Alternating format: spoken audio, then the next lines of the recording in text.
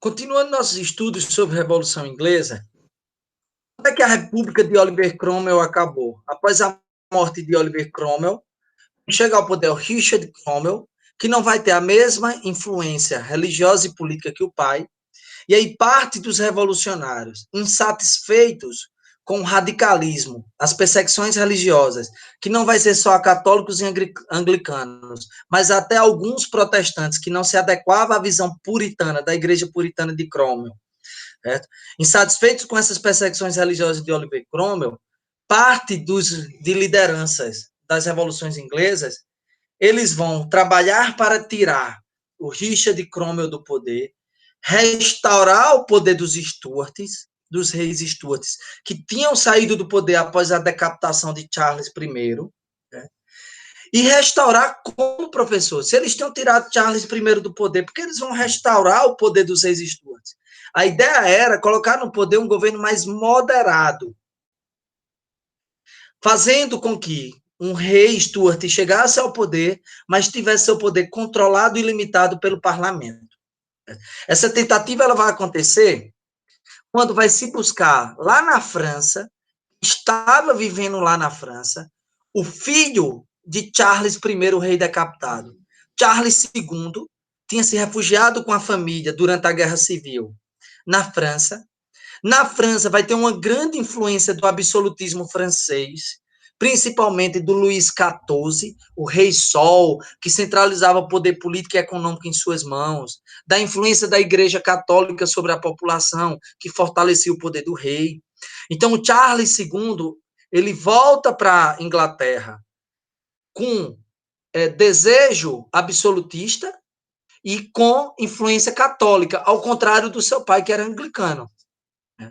Só que quando ele chega na Inglaterra e é colocado no trono pelos próprios líderes das revoluções inglesas, pela própria burguesia, a burguesia coloca Charles II no poder e o parlamento, formado pela burguesia, já cria medidas para evitar abuso de poder por Charles II.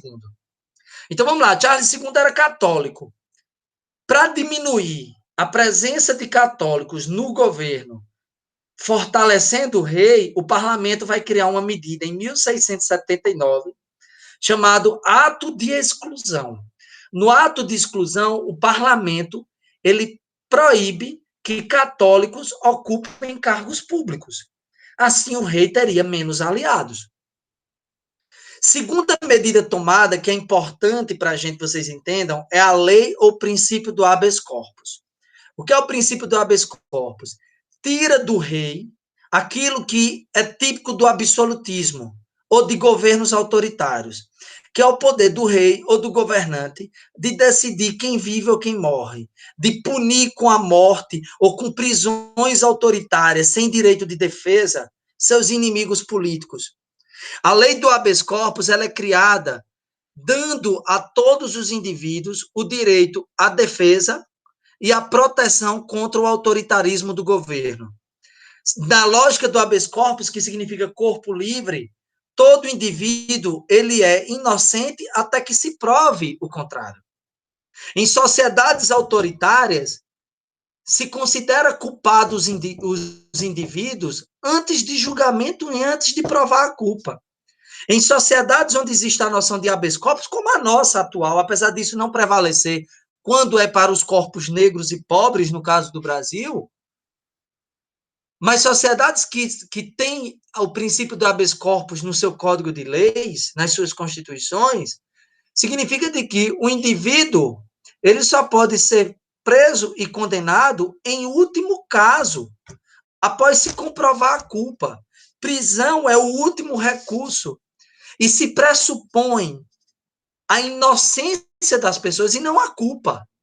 Você é inocente até que o processo de investigação e de julgamento seja concluído e seja comprovado a sua culpa. Então, a lei do habeas corpus ela surge na Inglaterra para limitar o poder dos reis. É o que a gente chama de primeira dimensão dos direitos humanos, que são aqueles valores, está lá na Declaração Universal dos Direitos Humanos de 1948, que nós falaremos em outros momentos, mas que são valores que existem para evitar que líderes políticos abusem do seu poder para beneficiar apenas seus aliados e punir de maneira violenta quem discorda deles. A história está nos ensinando, nesse momento, de que nunca um governante ou um Estado ele deve ter o direito de decidir quem vive ou quem morre. Porque se hoje ele mata para fazer justiça, amanhã ele matará para manter os privilégios de seus aliados e se manter no poder. Foi durante toda a história, foi assim. Quando Oliver Cromwell decapitou o rei Charles I, o povo da Inglaterra vibrou. Alguns anos depois, o próprio povo estava sendo decapitado quando discordava de Oliver Cromwell. O resto da história vai ser dessa forma. A gente vai ver em Revolução Francesa que quando os jacobinos decapitaram o primeiro nobre em praça pública, o povo vibra. Mas poucos meses depois é o próprio povo que está sendo decapitado por discordar dos jacobinos. Quando Hitler matou os primeiros judeus em campos de concentração, o povo alemão vibrou. Alguns anos depois, será o próprio povo alemão que não se adequa às regras nazistas que vão estar sendo decapitados, que vão estar indo para campos de concentração. No Brasil, da ditadura militar, o período mais violento da ditadura, que após o AI-5 de 1968, o governo militar começou a prender, sem comprovar a culpa, pessoas acusadas de serem criminosos. O povo brasileiro disseminou a ideia de que bandido bom é bandido morto, de que o governo estava certo porque estava só prendendo e matando bandido. Em poucos meses, quem estavam sendo presos eram os universitários filhos da classe média, eram artistas, poetas, cantores, literatos, jornalistas, professores, pelo simples fato de discordar do governo. Daí a grande importância de nós mantermos e preservarmos o princípio do habeas corpus e não darmos o direito de nenhum Estado matar, como parece que o Brasil não compreendeu até hoje, como em casos que nós vemos constantemente nos jornais de invasões e operações policiais, por exemplo, nas comunidades do Rio de Janeiro, onde a população, com a justificativa de guerra contra o tráfico, mata, tortura psicologicamente, fisicamente, filhos e trabalhadores das comunidades, por serem negros, pobres, da periferia, como se eles pudessem ser matáveis.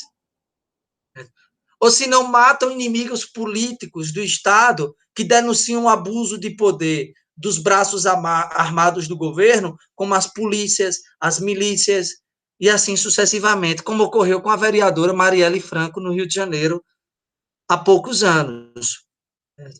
Então, a gente estuda história para que a gente entenda a importância de alguns elementos para a gente até hoje. Certo? Então, se o habeas corpus for uma reação ao absolutismo e ao abuso de poder também, além do absolutismo de Oliver Cromwell, que foi um tipo de absolutismo protestante, isso serve para a gente evitar ditaduras hoje. O rei Charles II, ele sai do poder, e aí quem vai assumir o poder no lugar dele é o James II. James II tenta restabelecer o catolicismo, o que feria o ato de exclusão, e entra em conflito com o parlamento. Entrando em conflito com o parlamento reorganiza o exército protestante dos cabeças redondas, marcha em direção ao Palácio do Rei. O que é que acontece? James II foge da Inglaterra. Com a fuga de James II, o parlamento chama o cunhado de James II, o Guilherme Orange, o que parece um arrumadinho para mim, né? O rei foge e o cunhado dele, o marido da filha dele, assume o trono na Inglaterra com o parlamento. Ou seja, nós vamos ter a queda de James II sem derramamento de sangue, o que ficou conhecido como Revolução Gloriosa de 1688. Com a saída do James II, se coloca no poder o Guilherme Orange, príncipe dos Países Baixos, que vai assumir o cargo de rei e vai aceitar um novo modelo político na Inglaterra, que é chamado de monarquia parlamentarista, proposto pelo parlamento. Em 1688, a Revolução Gloriosa significa a instituição da monarquia parlamentarista na Inglaterra, modelo que perdura até hoje, onde o parlamento governa, escolhendo o primeiro-ministro. E o rei é uma espécie de poder moderador, onde o rei tem o poder de tirar, de destituir primeiros ministros autoritários que não cumpram as leis da Inglaterra. Né? Mas o rei não governa. O rei reina, mas quem governa é o parlamento. Isso tudo vai estar num documento que vai ser criado, instituído em 1689, um ano depois da Revolução Gloriosa, chamada Declaração de Direitos. Na Declaração de Direitos vai ser colocada limites ao poder do governo, como habeas corpus, como direito a julgamento, como criação de juiz natural, ser julgado pelo juiz da própria região, como direito de defesa amplo e restrito. Certo? Tudo isso vai estar na Declaração de Direitos, que já estava na Petição de Direitos, que tinha tentado fazer Charles I se submeter a ele e não se submeteu. Então, a Declaração de Direitos é um conjunto de leis e valores que vai orientar o funcionamento da Inglaterra a partir de agora, instituindo a monarquia parlamentarista, impondo na Inglaterra ideais burgueses, representa a chegada da burguesia ao poder, dos protestantes, do parlamento e de ideias que nós chamamos de liberalismos, que são ideias que limitam o poder do Estado. No caso, vai se seguir as ideias de um pensador inglês da época, do século XVII, chamado John Locke, é considerado o pai do liberalismo. John Locke, ele afirmava de que a única função do Estado, do governo, deveria ser garantir os direitos naturais e inalienáveis do homem. O que é os direitos naturais e inalienáveis do homem? Anota aí, justnaturalismo, e pesquise sobre isso. John Locke faz parte de um conjunto de pensadores do século XVII que acreditava que todas as pessoas elas nascem necessitando de determinados direitos para poder serem felizes. É os chamados direitos naturais, que você já nasce. E deve ser inalienável, ninguém pode tirar das pessoas esses direitos. Que direito é esse? A vida, a propriedade e a liberdade.